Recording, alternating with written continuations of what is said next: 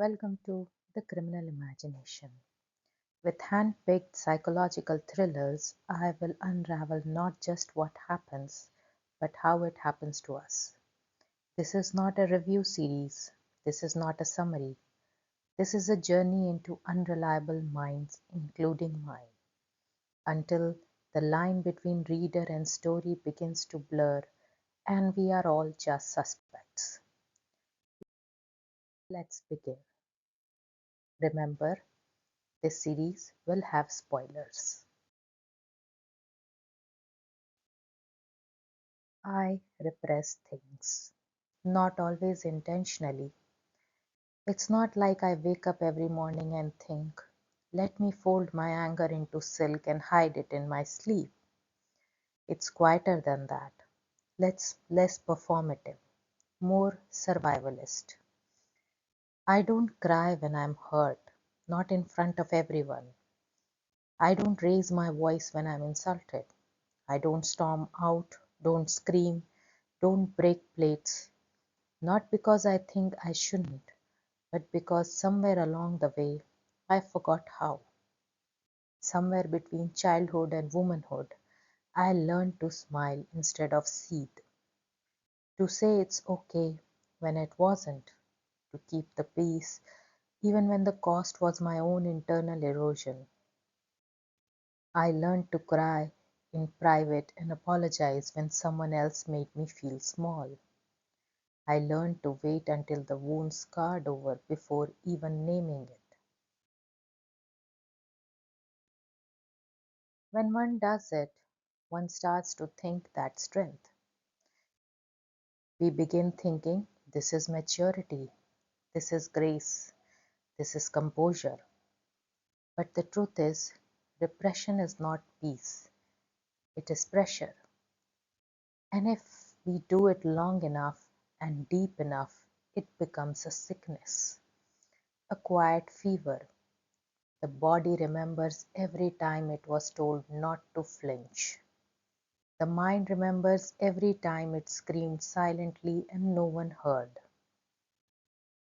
That is what this video is about, or at least where it begins.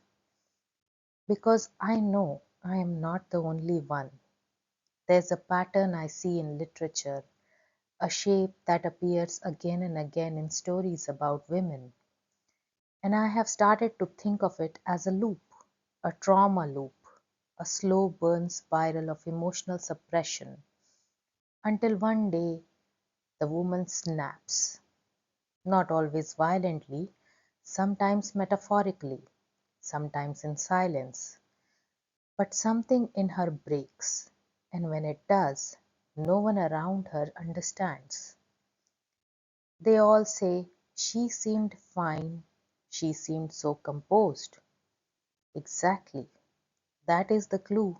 She was composed, too composed. She was a symphony of unsaid things. So I want to start this series with the question, why do women repress until it breaks? What does it cost to be the good daughter, the polite student, the cool girlfriend, the forgiving wife, the silent victim? What happens when apology becomes reflex? When anger is sublimated so long it begins to rot into shame? What happens when trauma doesn't come out as a scream but as a whisper, a reckoning, a scarlet-stained smile? With the books I have selected for this video, I want to explore that precise line, the difference between held back and let loose, between self-control and self-destruction, between what women are expected to feel and what they actually carry beneath the surface. And to do that, I'm going to look at 3 books that revolve around female rage and repression, each one sharp, harrowing, and unforgettable. The first one, we need to talk about Kevin by Lionel Shriver. The second, My Dark Vanessa by Kate Elizabeth Russell.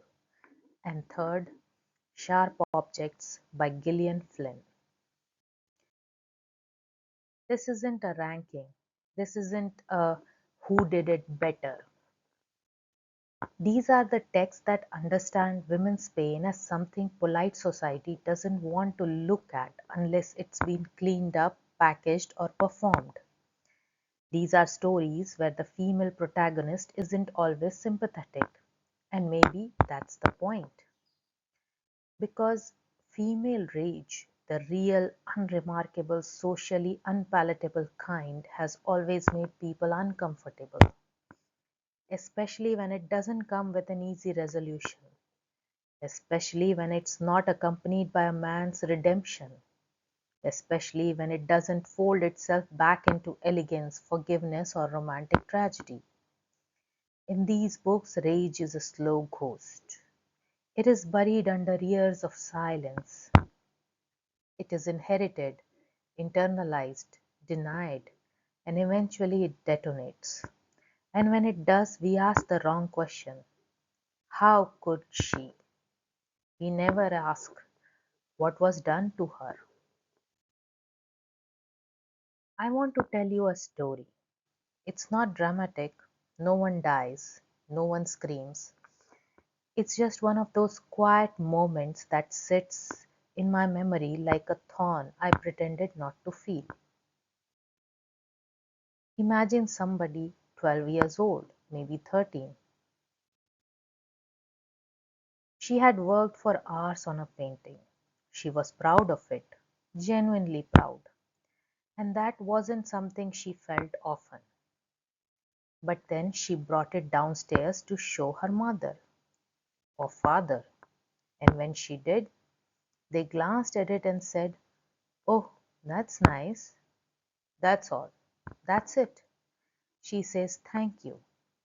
She goes upstairs. And then she could never paint like that for years. Think about it. It wasn't what they said, it was what they didn't say. The lack of enthusiasm, the absence of recognition. It tells me something quietly devastating. It says, your feelings don't matter that much. And it starts small, but that's how repression begins. Not in trauma with a capital T, but these tiny repetitions, moments where we learn our heart is inconvenient, our joy is excessive, our boundaries are flexible, our worth is negotiable. By the time we are adults, it's not just a habit, it's a personality. We become fluent in detachment. We learn to gaslight ourselves. We mistake numbness for calm, and then something happens. Something that crosses a line. Something we cannot minimize anymore. A betrayal, an accusation, a flashback, a question asked the wrong way on the wrong day, and suddenly we snap. We snap, or we shut down, or vanish, or we write a novel, a letter, or scream into a pillow and feel nothing. And people ask, "You are not angry, are you?" As if anger is unnatural, as if anger is unfeminine, as if anger is a threat instead of a clue. So, this is what we are going to look at it. We are going to look at women who are angry, who don't always behave well, who have been wronged, silenced, gaslit, humiliated, or dismissed, and then punished further when they finally respond. We will look at what they endured, what they buried, and what they became, not to romanticize it, not to justify it, but to understand. Because if you have ever asked yourself, why didn't she leave? Why didn't she tell anyone? Why did she stay quiet? Why did she go back? Why did she let it happen? Then these stories are your mirror, and maybe they are mine too. Female rage is not a twist ending. It is not a plot device. It is not a punchline. It is a slow inheritance, a subtle ghost, and it deserves to be examined with the care and clarity we reserve for any long silenced voice that finally begins to speak. So if you are still here, welcome. Welcome with the idea and the phrase, "You are such a good girl." It's a compliment we grow up hearing from teachers, relatives, strangers at weddings. Good girl when we sit still. Good girl when we share our toys. Good girl when we don't cry too loudly, don't talk back, don't make a fuss. That phrase is candy-coated discipline, a velvet muzzle. And it's not about goodness, it's about obedience. I don't remember when I learned it, only that I did. That certain emotions were ugly on me, that certain reactions made people uncomfortable, that to be accepted was to be palatable, and palatable meant soft, gentle, predictable, sweet. When I got angry, I was asked, "What's wrong with you?" When I cried too long, I was told, "Stop being dramatic." When I was quiet too long, I was asked, "Are you upset again?" So, slowly I learned to edit myself. I began to curate my own reactions, sculpt my own face like it's porcelain. I laugh when something hurts, I smile to make others feel safe, and tend to say, "No, I'm fine," even when I'm burning. And I'm sure most women do this too. After years of practice, that mask becomes indistinguishable from our skin. Psychology has a term for this: affect regulation.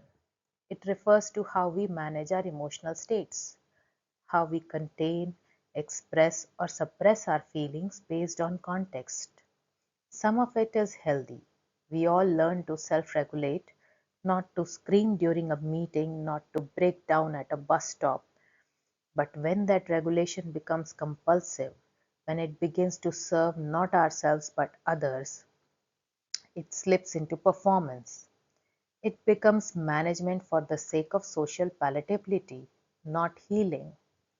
And for women especially, the training starts early. We are taught that our feelings are too big for the room, that a raised voice is unattractive, that a serious face is cold, that a complaint is aggression in disguise. We are raised into an emotional architecture of docility, one that favors compliance over confrontation. Research shows that girls from a very young age receive more negative feedback than boys for expressing anger. They are often praised for empathy, for nurturance, for emotional labor, but rarely for strength that isn't quiet. Even our play is scripted: dolls that soothe, tea sets that host, tiny kitchens, tiny aprons, tiny instructions. Be small, be still, be sweet. We learn to metabolize discomfort so that no one else has to witness it.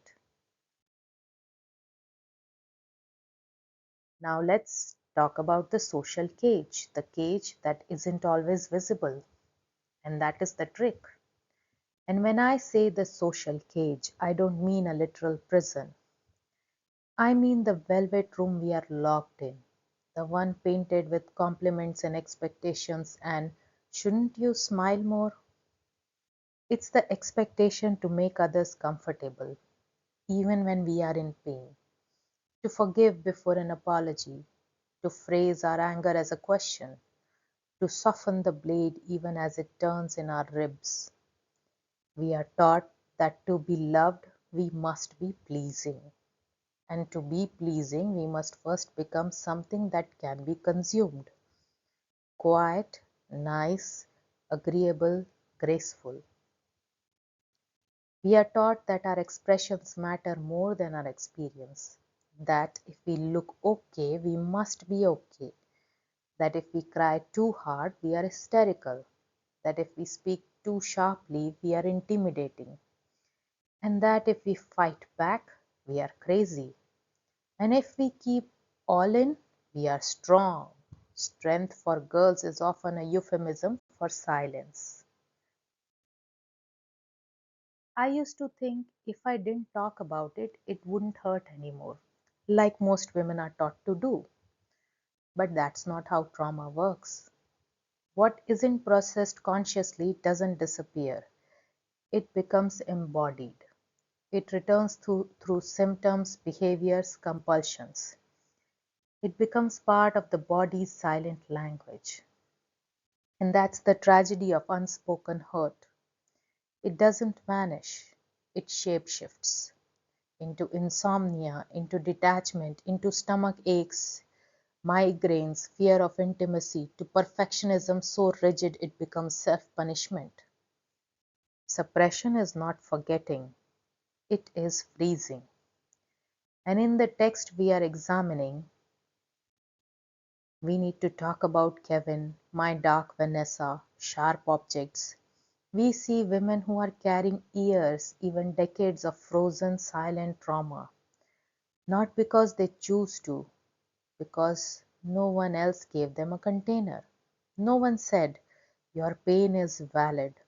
No one stayed long enough to listen when they were still soft enough to speak. So they buried it, and it calcified, and eventually it ruptured.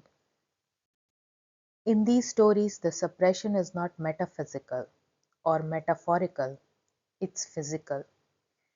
It shows up in self-harm, dissociation, hallucinations, compulsive control, obsession with appearance, overachievement under reaction, numbness. This isn't melodrama, it is a portrait of what happens when girls are taught to smile through fire. Some of us don't even know we signed a nice girl contract.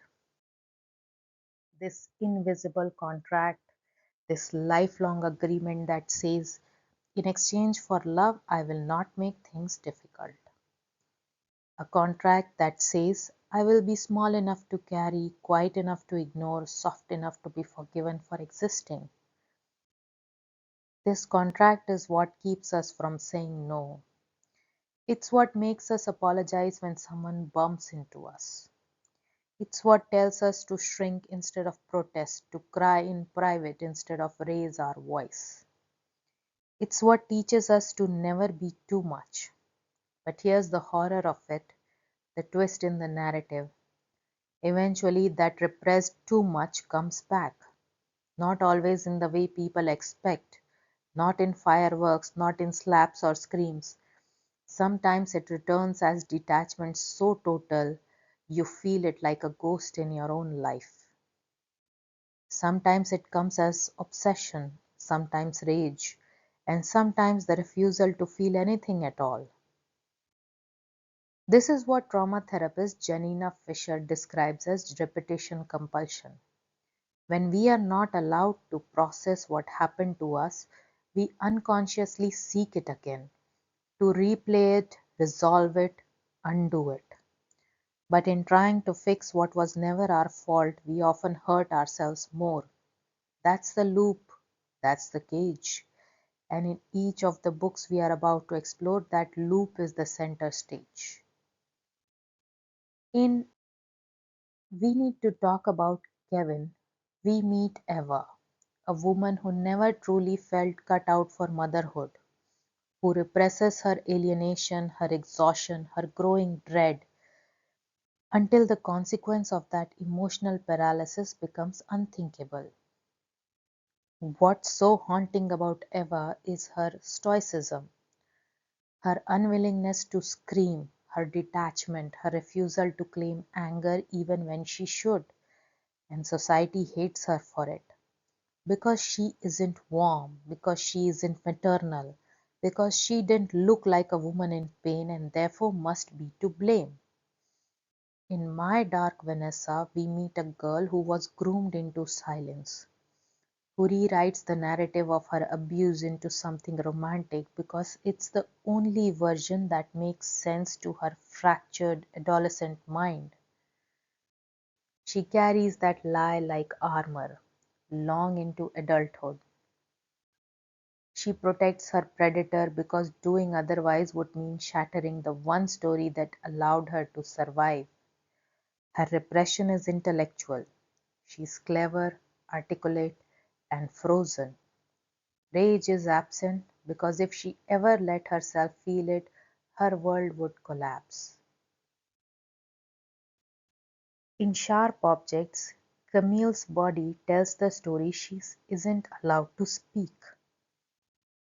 Carved with words, layered with grief, Camille is the embodiment of affect that has no other outlet. Her family teaches silence as virtue, femininity as performance, rage as vulgarity, and in her body, quite literally, all of that is carved. Her suppression isn't just emotional, it is edged. Why does this matter? This is not about blaming families or society or one specific trauma. It is about looking clearly at a pattern. How we train women to prioritize peacekeeping over truth-telling. How we encourage them to be emotionally bilingual, fluent in both politeness and denial. We call it maturity when a woman doesn't cry in public. We call it professionalism when she absorbs harassment without flinching. We call it grace when she forgives without receiving apology. We call it resilience when she doesn't break. But what if breaking was the thing she needed to do? What if anger was the truth?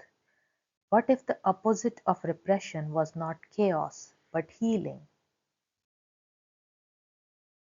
I used to envy women who shouted, who cursed, who slammed doors, who said no without explaining themselves. To me, that was wild, unthinkable, dangerous. But then I also wanted to be liked, wanted to be seen as reasonable, calm, polite. So I polished every sentence, tried to smooth every sharp edge. I tried so hard not to make anyone uncomfortable, and in the process, I abandoned myself. And now I'm learning a new language. Not rage exactly, but permission. Permission to frown, to speak plainly, to be unlikable sometimes, to cry where people can see, to say, I am not okay and not apologize for it. It is small, but it is something. Because anger isn't the enemy, silence is. And these are the books that made me feel all these emotions. Not because of the subject matter, though My Dark Vanessa is devastating, but because of how familiar the silence is. I didn't just read it, I flinched through it. I recognized the phrases, the deflections, the strange loyalty she feels towards her abuser. I understood the way she protected him, not because she loved him, but because it was the only version of the story where she had chosen something on her own. The only way the betrayal didn't destroy her completely. It was possible only because she framed it as romance. And that's the horror. That's the worst. Things don't always look like violence. Sometimes they look like affection, cloaked in attention. Sometimes they ask, are you okay? Else they undo your sense of reality. What My Dark Vanessa captures with brutal clarity is the slow, insidious nature of grooming. Strain doesn't force himself on her, not in the way people expect when they imagine abuse. He flatters, he paces, he waits, he asks for things. And that's what makes it so confusing for her and for us. Because Vanessa is not chained, she's not screaming, she's not running. She's being told, you are special, you are mature, you are not like other girls. And what girl, what young girl aching to be seen doesn't want to be told she's different, that her intelligence is attractive, that someone older, powerful, revered sees something in her? But underneath that veneer of clarity is exploitation because she is a student, and the moment he sees her pain, he exploits it. Vanessa's need for approval is his leverage. Her politeness is the perfect camouflage for his crime. There is a moment early in the book where Vanessa remembers their first encounter, how he brushes her hair behind her ear, how she stiffens but doesn't pull away, how she wonders if this is normal. She doesn't scream, she doesn't even move, because politeness, compliance has already been trained into her. She doesn't want to make a scene, she doesn't want to embarrass herself, she wants to be good, graceful, to handle it maturely. What strikes me is how ordinary it all is. No gun to her head, no locked door, just a teacher, a girl, and the slow erosion of boundaries. We have built such a narrow image of abuse that we forget how often it wears the mask of affection, and how often it succeeds not through force but through the performance of care. You could have said no. This phrase echoes in Vanessa's mind. You could have said no. Even as an adult, it haunts her. She believes she consented, that she wanted it, that she loved him, and maybe in that shattered adolescent space she did. But that's the lie grooming depends on, this conflation of wanting attention with wanting abuse, this confusion between being chosen and being safe. Vanessa clings to this lie year after year because it's the only way her world stays intact. To admit the truth would be to admit she was powerless, and for girls raised to survive through control, that's unbearable. And this is where trauma begins a loop. She cannot rage against him because to rage is to accept victimhood, and to accept victimhood is to collapse the myth of control. So instead, she rewrites. She narrates it as a love story. She imagines herself as a co author, not a target. She even protects him from other victims. There's a scene where a former student, Taylor, comes forward with her own accusation, and Vanessa's first reaction is not solidarity, but defensiveness. She doubts the other girl, accuses her of lying, claims Strain would never do that because if he did, then it means what he did to her was real too, and she is not ready to face that. That's what makes Vanessa's silence so agonizing. It isn't ignorance, it is survival. Some people scream, others disappear. Vanessa disappears not physically but emotionally, psychologically. We watch her dim herself down, her thoughts become blurry, her relationships distant. She becomes non reactive, not because she is healed, but because she is numb. This is the collapse. There are no tantrums, no confrontations, no scenes in courtrooms. Just her in a hotel room washing her hands over and over. Her scrolling through articles, unable to feel anything. Her sitting on her bed remembering the girl she was and still not knowing how to mourn her. She is not healed. She is haunted. And one of the most disturbing parts of the novel is how much permission is woven into the abuse. Strain often says things like, only if you want to, you don't have to do anything, you are so mature, you are in control. And Vanessa wants to believe it, because if it's true, then she is not being used, she is being chosen. But consent isn't just a yes, it's a context.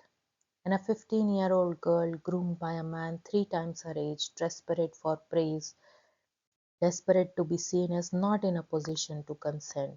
She thinks she chose, but really she was cornered softly. I don't think Vanessa is passive because she doesn't feel anything. I think she's flooded. There's too much, too many contradictions, too many moments she doesn't know how to name. And beneath all of it, quietly, constantly, is rage. Not theatrical rage, not screaming, breaking dishes, seeking revenge, but slow, internal, frozen rage. The kind that slits your bloodstream like ash. The kind that burns without even catching fire. She says she doesn't blame him, that he wasn't a monster, that she knew what she was doing. But the body tells another story. Her panic, her numbness, her isolation, her inability to connect with other women, her refusal to seek help, and all of its rage trapped beneath layers of politeness. And this is what haunts me, that so many girls are taught to carry their fury like it's radioactive, to wrap it in silk, to smile through it.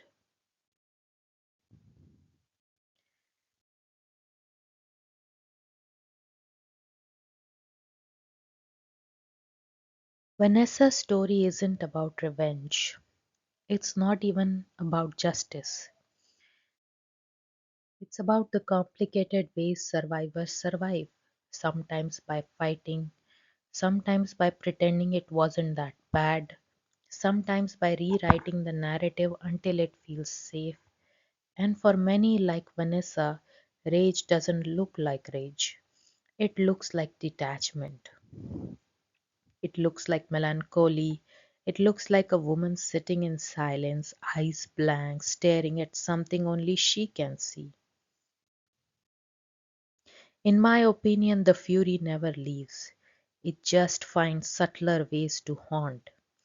And when I first read Sharp Objects, I felt something tighten in my chest. Not fear, not suspense, not even grief, but something quieter, thicker, like old syrup. It was the feeling of something recognized. Because, like Vanessa, Sharp Objects isn't just a murder mystery. It isn't even a story about mental illness or addiction or broken families. It is a story about the war inside a girl's body, and how sometimes when you are not allowed to speak your pain, you learn to carve it instead. Camille Camille Preaker doesn't scream. She doesn't fight. She doesn't run. She writes onto herself, into herself. Words like vanish, wicked, dirty, no, etched into her skin one by one over the course of years. Each one a memory, each one a sentence that couldn't be said aloud, each one a flare in the dark. Something is wrong, something is wrong, something is wrong. Camille cuts not to die but to remember, to articulate. She is a girl who has been silenced so many times she begins to speak through wounds.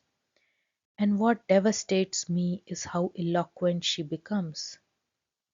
Her entire body is a text, and every scar is a line of dialogue no one let her say. This story begins and ends with the house, the one in Wind Gap, the one her mother rules like a Victorian ghost, the one filled with lace and lemon furniture and poison disguised as gentility. Adora Krellin is not just old, she is ornate. Her cruelty is powdered, perfumed.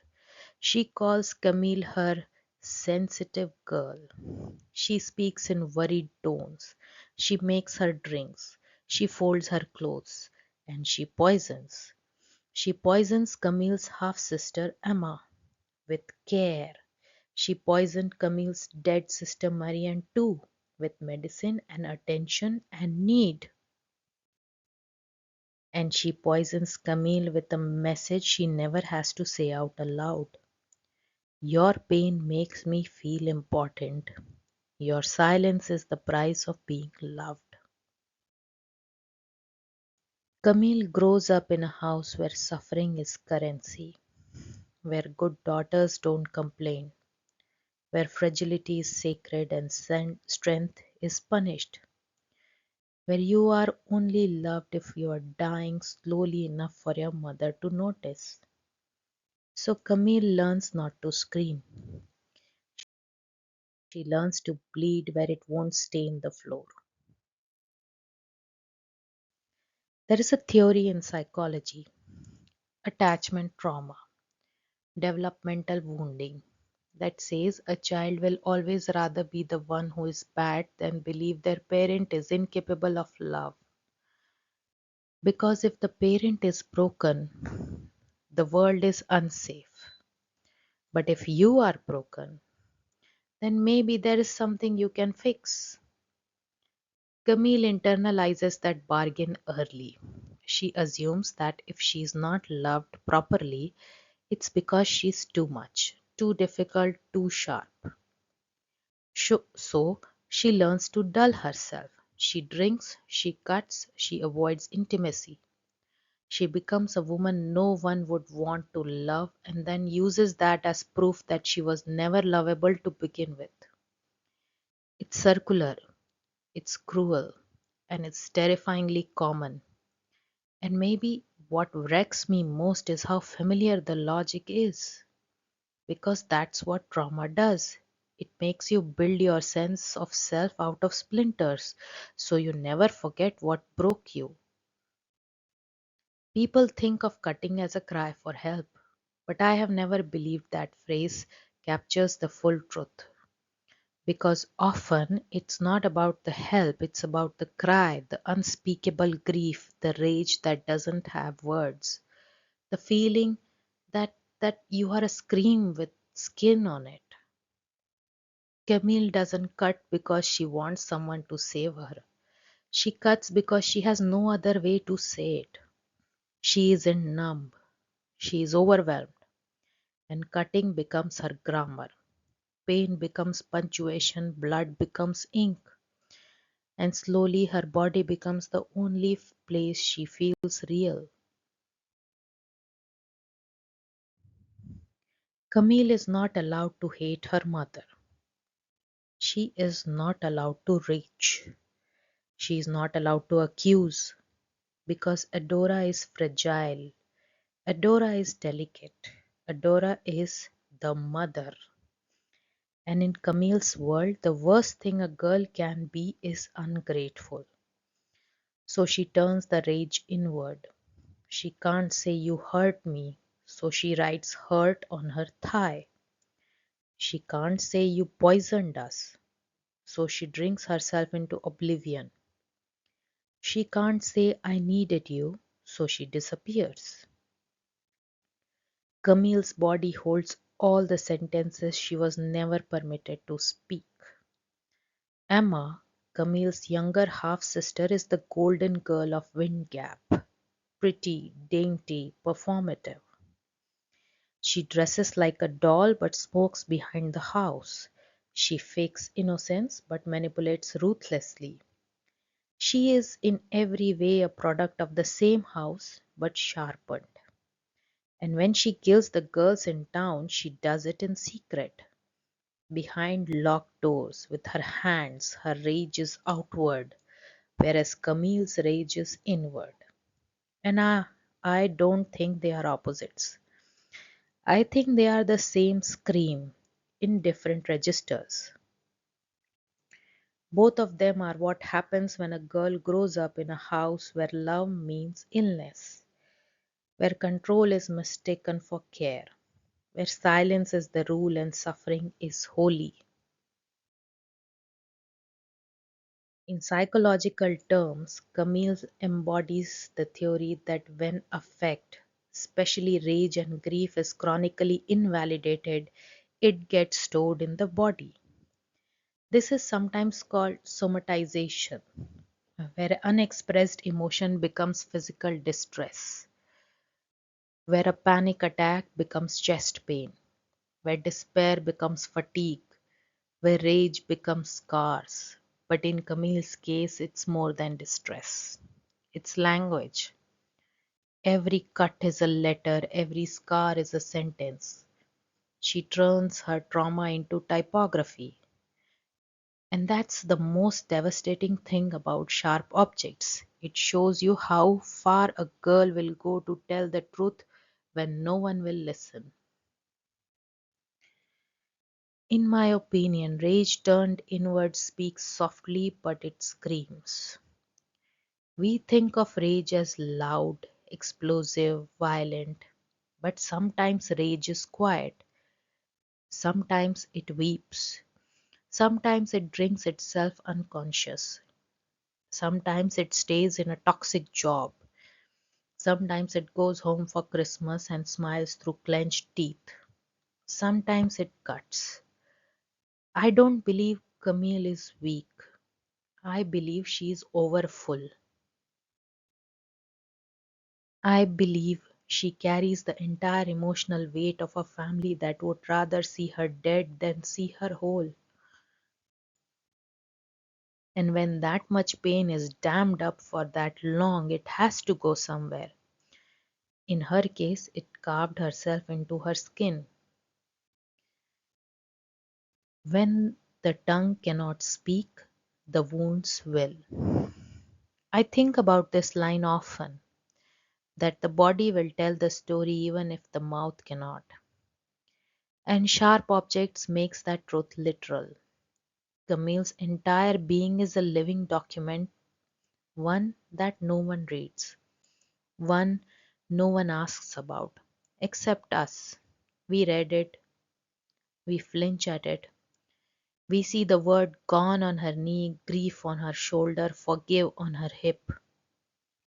And we know this girl is still writing the story of her life, even as it tries to end her.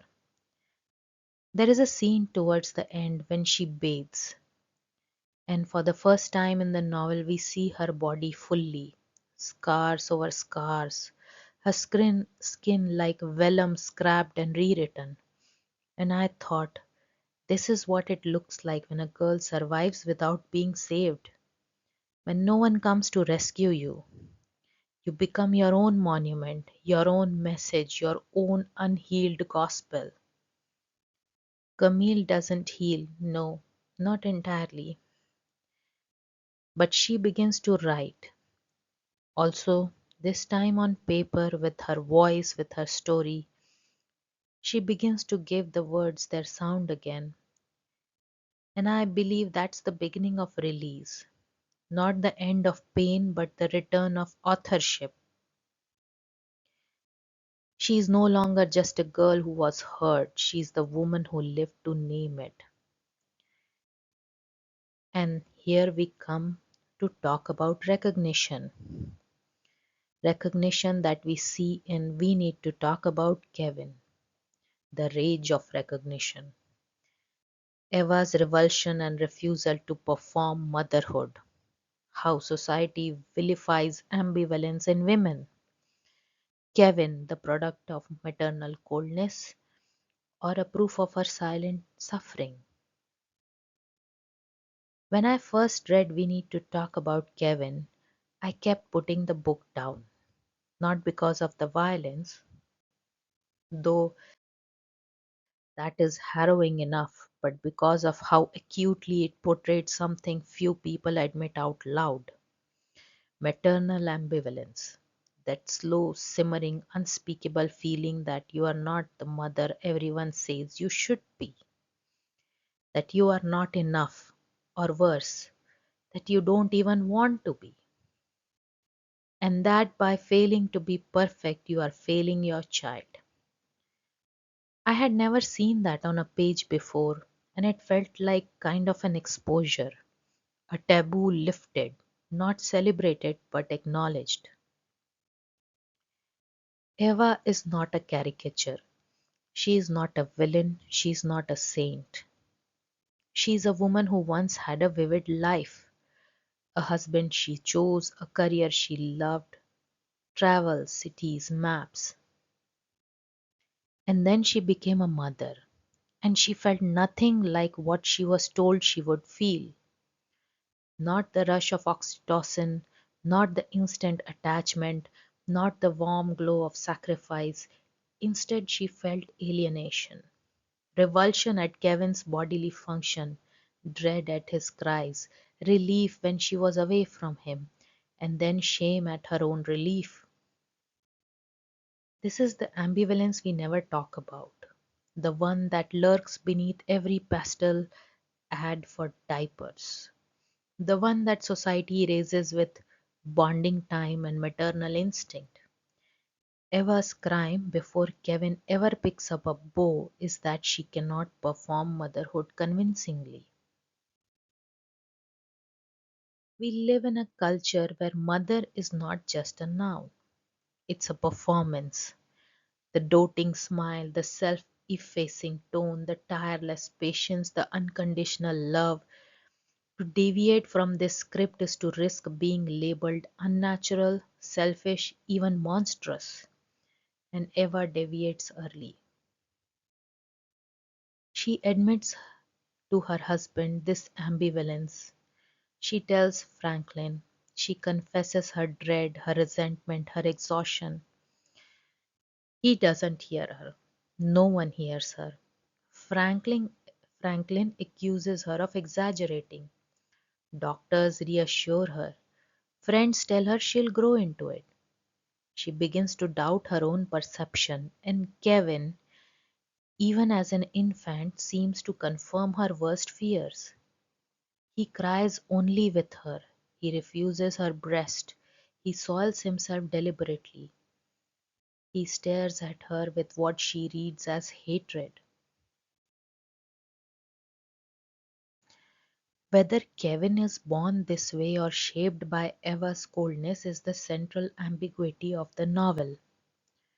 But what's undeniable is that Eva is alone, alone with a child she doesn't understand,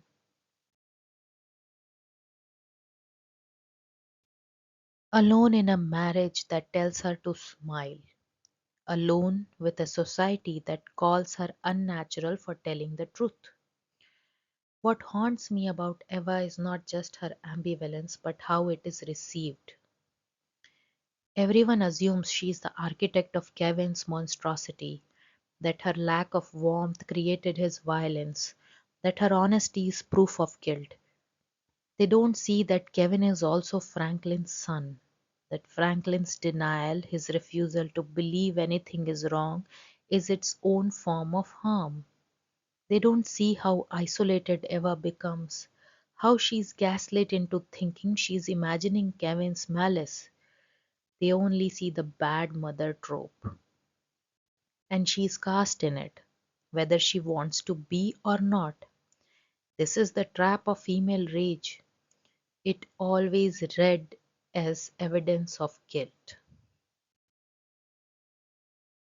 There's a scene in the novel, one I can't shake, where Eva, in a moment of pure frustration, smashes her husband's collection of maps. Maps of the places they used to travel, maps of the life she once had, maps of the self she lost. It is one of the few times she lets her rage surface physically. And even then it's not directed at Kevin, it's at the symbols of her own vanished life, the paper remnants of a freedom she can no longer inhabit. I think about that scene often because it's the only time she gets to act out instead of hold in. She doesn't scream at Kevin, she doesn't hurt him, she doesn't even leave. She does just destroys the maps. And then she returns to her role. That is the rage of recognition. When you realize what's been taken from you and you let yourself be furious, but only at objects, not at people, not at the ones who harmed you, just at the symbols, because that's order. So who's Kevin? A psychopath from birth? A boy shaped by maternal coldness? A prodigy of malice? A projection of Eva's dread? The novel never resolves this, and that's the point. Because we need to talk about Kevin is not a who done it, it's a why did we do it. It's a story about the unbridgeable gap between a mother and a child she cannot love the way she is told she must. Some readers interpret Kevin as blank canvas, a vessel for Eva's projections. Others see him as inherently evil. I read him as both. I read Kevin as Eva's repressed rage, embodied, externalized, unleashed. He is everything she cannot express, the scream she never lets out, the hostility she swallows, the bitterness she silences, the refusal she denies. And when he commits the massacre, it is as if all that swallowed rage bursts out, not from Eva's hands but from her lineage, her house, her silence. This is not to blame her, it's to name the dynamic. Because in families, what we suppress doesn't disappear, it circulates. It passes from parent to child like a dark inheritance. What Sharp Objects shows us about cutting, Kevin shows us about mothering, that silence breeds repetition. Eva was taught to repress. She becomes a woman who represses. She raises a son who erupts. And what's most tragic is that Eva sees it. She recognizes the patterns early, but she's too ashamed to name it, too scared to tell anyone what she sees, too bound by guilt to intervene. So she keeps performing motherhood, and Kevin keeps performing sonhood. And in the space between those two performances, horror grows. I think about how differently people respond to fathers who express frustration with parenting, how easily they are forgiven, how rare it is for them to be blamed for a child's violence. Mothers, by contrast, are presumed to be omnipotent. Their love is assumed to be the cure for everything, their failure the root of all pathology. So when Eva admits her ambivalence, people recoil. Not because it is shocking, but because it's familiar. Because every mother at some point has felt what Eva feels, but few dare to say it. This is the other need to talk about Kevin, not just the boy, but the unspoken rage of women whose ambivalence is pathologized, whose honesty is weaponized against them. It brings me to ask, can rage exist without guilt? This is the question I keep circling. Can a woman feel rage, pure and unalloyed, without it being tethered to guilt? Can we allow ourselves that? Or is guilt the gatekeeper that keeps rage from being too much? In my opinion, yes and no. Yes, because rage is a primal emotion. It arises in the body, in the nervous system. It belongs to us before any moral overlay. No, because in a culture that teaches women to be nice, to be selfless, to be small, rage inevitably comes with guilt. We have been trained to feel bad for feeling bad.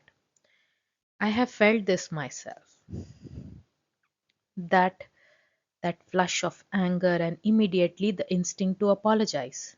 The shame of being overreactive.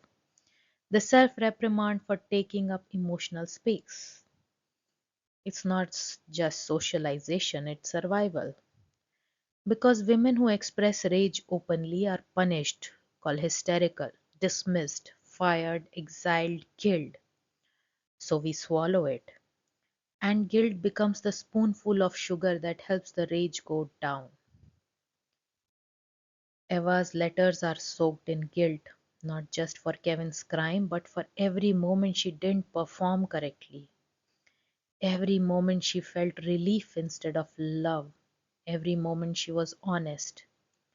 And yet her guilt coexists with rage. Not at Kevin, not even at Franklin. but at the impossible expectations placed on her.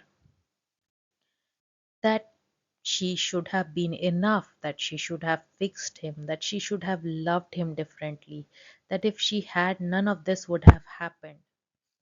This is the double bind of female rage.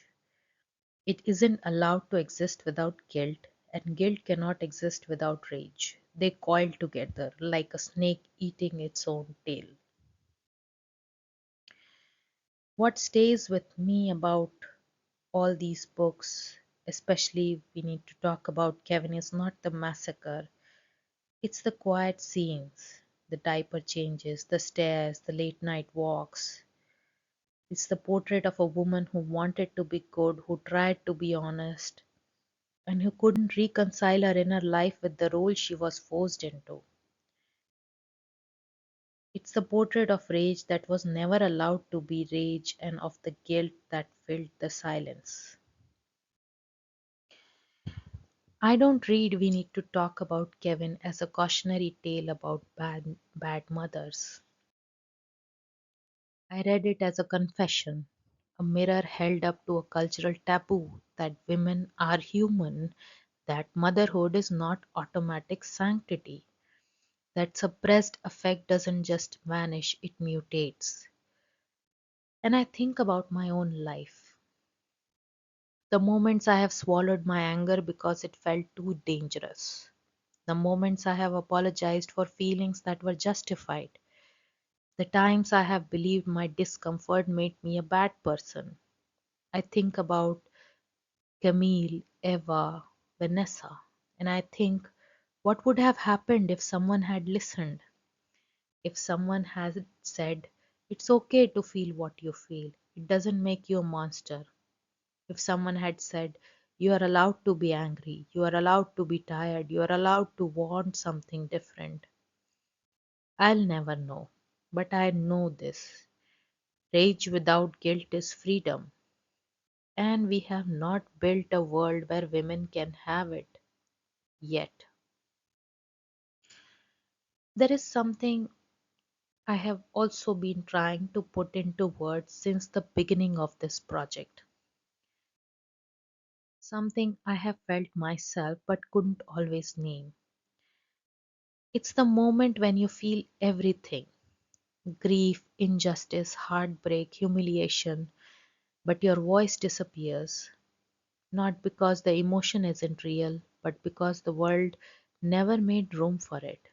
Especially not if you are a girl, not if you have always been told, be calm, be nice, be small. From the very beginning, we are trained to absorb discomfort, to apologize for tension, to smile through fire. And when the fire grows, when it fills the walls of the house, we are told to whisper our way through it. Each of the women we saw, Camille, Vanessa, Eva, each of them had fury, but none of them have language for it because no one ever gave them permission to name it. And so it finds other routes, it finds other ways. And in all these women, in their own way, rage collapses inwards. Camille writes on her body with razors. Vanessa swallows a lie for over a decade. Eva writes, rewrites, rewinds her entire past because if she admits the full truth, she has to face her own capacity for rage. None of them scream. What is repression?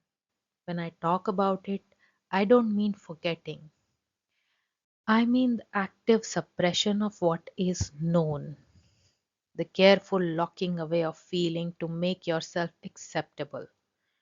It's not silence by accident, it's silence by design. Psychologically, it is one of the oldest strategies we learn. If you cannot escape the pain, then at least don't speak it. If you can't stop the harm, then don't make it worse by being loud. But the body always knows. And that's what makes these stories so devastating. They don't offer easy catharsis. There is no moment where they rise, fist clenched, flames behind them. There is no climactic scream. They all turn away, they fold in, they disappear into the wallpaper. And when the performance breaks, when something finally cracks, it is not visible to anyone else. The repression doesn't announce, it leaks, it drips. It's a woman who stops everything. The snap is subtle, but it is seismic. And what I want to ask next is that what happens when women finally do speak? What happens when the rage, the grief, the unspeakable things find voice? What does it cost to speak what was once repressed? Sometimes it brings clarity, sometimes destruction, sometimes both. And in the next video, we will return to these women, Camille, Vanessa, and Eva, and trace what changes when they confront their stories loud, not in headlines or spectacles, but in fragments. We will look at what it means to reclaim voice after years of silence, what it means to stop asking for permission and to choose discomfort over denial. And before I end this, I want to say this. If you have ever swallowed a scream, if you have ever rewritten your truth to keep the peace, if you have ever smiled so no one would see you breaking, then this episode was for you.